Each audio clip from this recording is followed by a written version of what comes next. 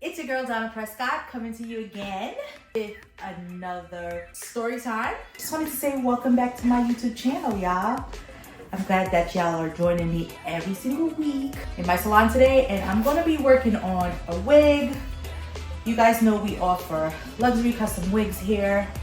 Some are pre-made, some are custom made, and as a cosmetologist, I offer color services. So as I'm coloring and prepping wigs for my customers and clients, I remembered this story. So I was like, I might as well share it with you guys. So let's get into the story time. So I've had so many stylists that have worked in my salon, and I always have to remind myself, because this is something that I had to learn very early in the game, right? People are not attached to you. Okay, if it ain't your husband, your mama, your father, your kids, your siblings, your business partner, and even with that, people still move on, people still leave, no one's attached to you. So I realized within the beauty business, and a lot of my peers, they told me the same thing. Like the door, it was a revolving door, okay? People came and go, okay?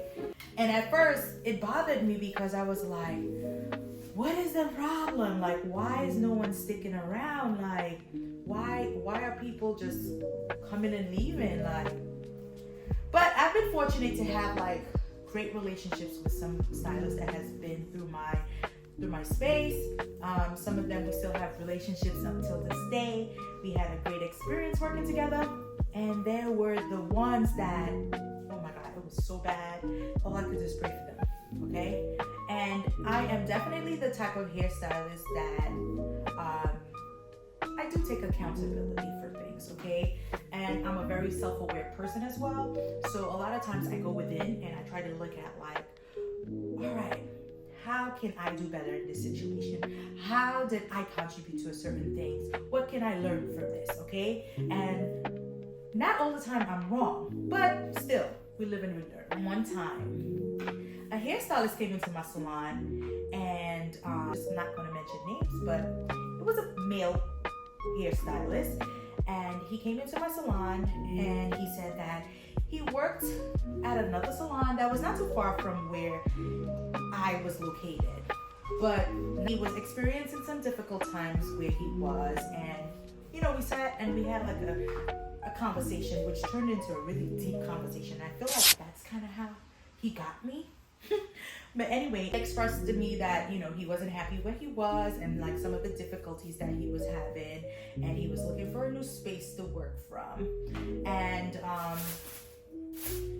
of course, I had like salon chairs open at the time, and I was trying to fill them, so it kind of worked out in a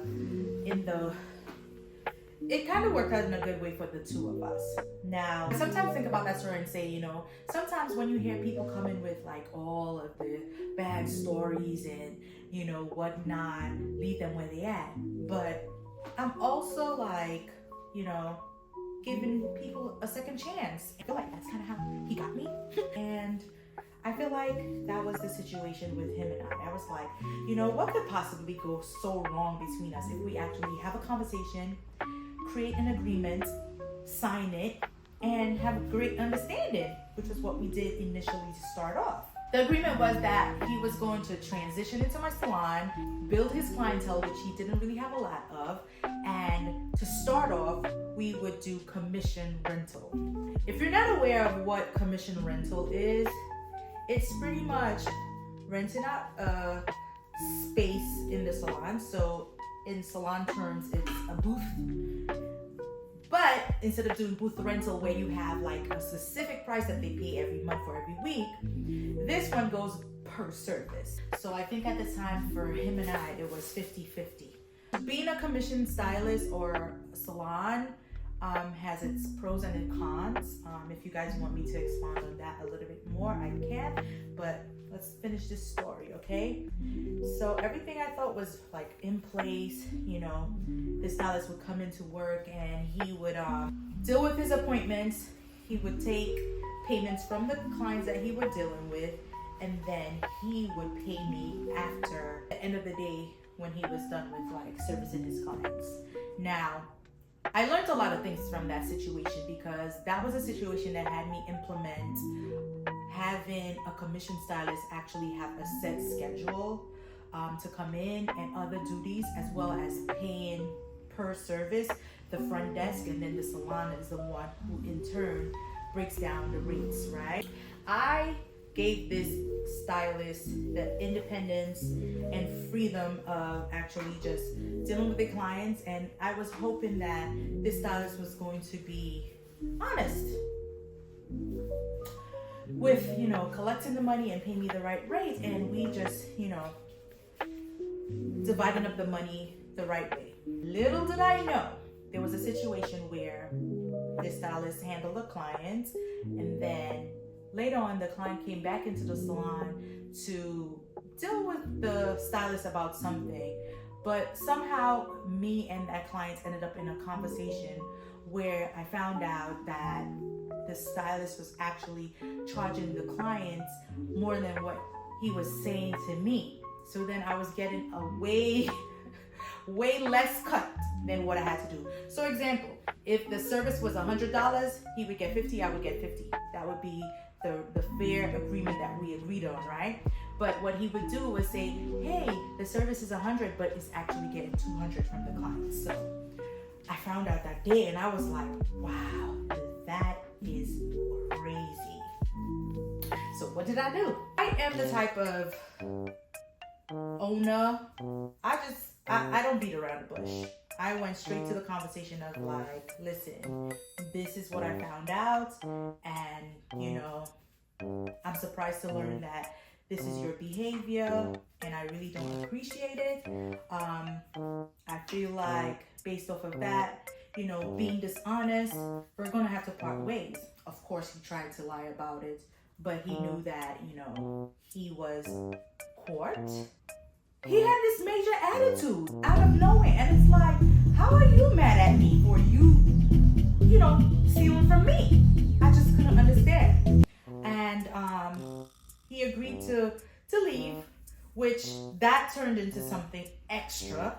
So he did it with a lot of attitude. He brought, you know, his friends along with him when he was moving his stuff out of the salon, trying to intimidate me, dropping all the words, being rude and whatnot. But I'm just like, listen, I'm not about that. Just get your stuff and keep it moving. He moved on. Maybe not even a month or two down the line, there's an inspector at my door. If you don't know, we're governed by the state, and there are inspections that just randomly happen. It's not scheduled, they never tell you ahead of time, they just show up. And then they ask you for certain documents, make sure that, you know, you're regulated the right way, and just making sure things are in place. But this person showed up, and I thought it was just like a random inspection. Coming to find out, no, it was a report that was made on me by a stylist saying that I am hiring I'm hiring stylists that are not licensed to work in my business. So I was like, who would do such a thing? Who would do such a thing? Did you know that this inspector gave me the name of the person who made the report? Because that person was not smart enough to do it anonymously. That person made the report against me and gave their name. So imagine you got fired, and then you turn around to be way more upset than me for you stealing from me. And furthermore, felt like you could hurt me by calling the state to show up on me because you thought I was going to get a fine for hiring stylists that are unlicensed. And guess who the unlicensed stylist was? Himself. So he called the state. Hello, state.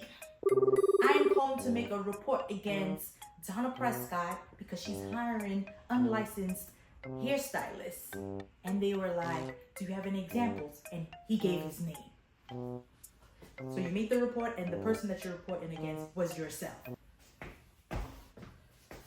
That was bizarre, okay? But I was like, wow, the lengths that people would go. But I was just thinking about that story while I was coloring. I was like, listen, I really need to be sharing some of the things that I went through with some people because it's just outrageous out here.